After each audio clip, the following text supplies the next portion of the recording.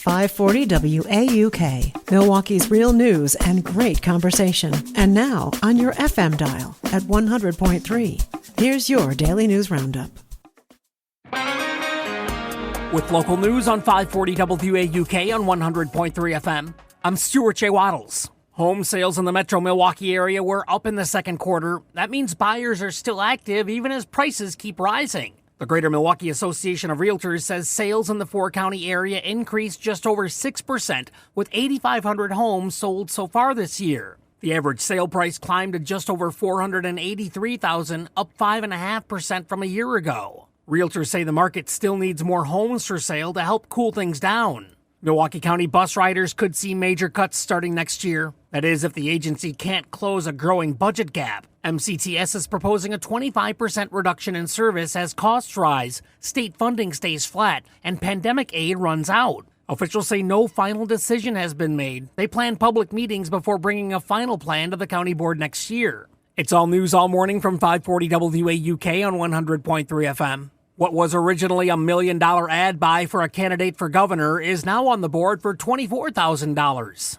Lieutenant Governor Sarah Rodriguez has started airing ads on Milwaukee broadcast television. The severe reduction in spending came after the campaign found accounting problems, including double-counted donations and unpaid bills. WizPolitics reports that the tracking shows more than $24,000 in broadcast spending in the Milwaukee market. The campaign has not released more details. 5 law enforcement officers in southeastern Wisconsin are now under investigation for possible misuse of license plate readers. That includes 2 Racine police officers, 1 Racine County Sheriff's deputy, and 2 Milwaukee officers. TMJ4 reports that officials in Racine say 1 deputy there has been disciplined and another case was sent to a different agency for review. So far, prosecutors in Racine County have not said whether any criminal charges are being considered. A Milwaukee officer was sentenced to probation yesterday. Another one who was investigating the first is due in court for similar charges tomorrow. Relief from the heat is coming, but not the smoky air. The DNR has issued an air quality advisory for all of southern Wisconsin, and it could be extended as wildfire smoke moves in through the day. Those in sensitive groups should stay inside or limit time outside. The heat advisory is over and rain is possible over the weekend. We'll get the latest coming up in the forecast. And that's the local update. It's all news all morning, 6 to 9 on 540 WAUK on 100.3 FM. News anytime at WAUKradio.com. I'm Stuart J. Waddles. For Civic Media News, I'm Connie Fellman. We're looking at another hazy day as the air quality alert continues. The Department of Natural Resources has issued an air quality alert across the entire state until at least this afternoon. The alert could be extended. Forecasters say they expect the Canadian wildfire smoke to start to clear out gradually sometime tomorrow, with scattered thunderstorms developing throughout the day. You can check the air quality where you are on the DNR's website. Details are also coming up in the forecast. As that heat wave moves through our state, energy providers are preparing for an increase in demand. Civic Media's James Kelly has some tips on what you can do to help save energy while still staying cool.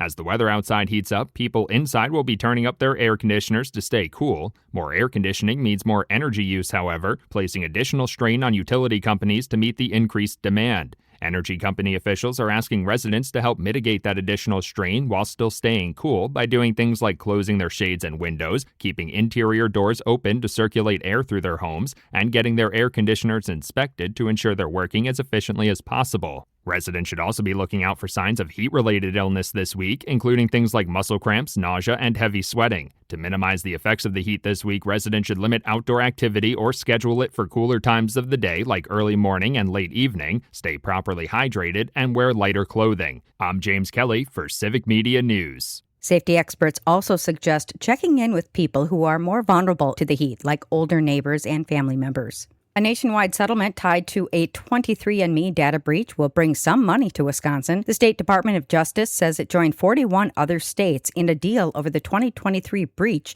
The company's assets have since been sold, with new rules aimed at better protecting consumer data.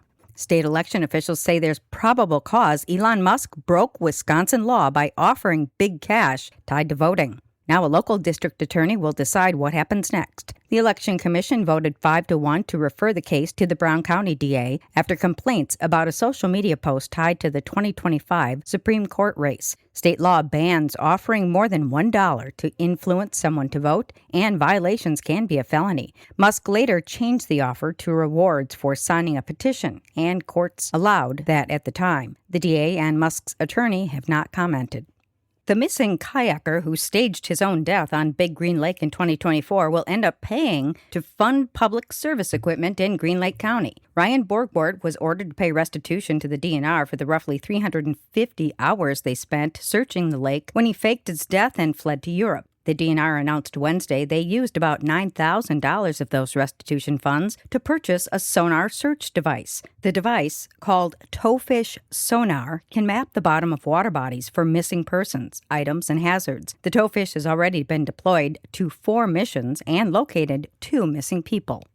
Voters in Janesville are getting the last word on the former GM Jatco manufacturing site. The City Council voted unanimously this week to approve language in a referendum that will be on November's ballot, asking voters if they should have the final say on big development projects. That includes sales and leases at the manufacturing site costing more than $450 million.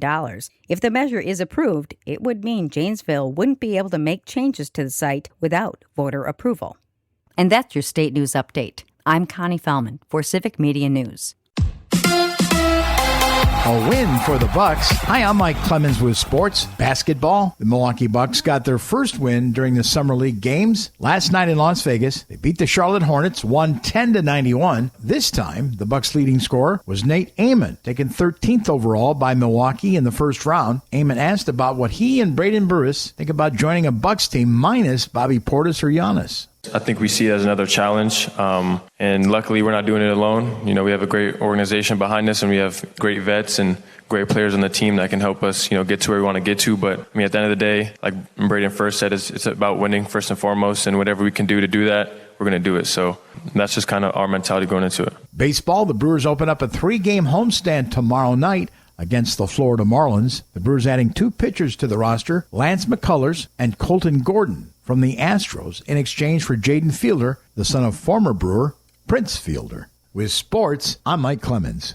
We are going to have more smoke in the air from those wildfires up by the Boundary Waters. Otherwise, partly cloudy, 84 our high today. Tonight, 71, partly cloudy, warm and muggy. Tomorrow, 90 with a few isolated thunderstorms in the afternoon. I'm meteorologist Sean Cable.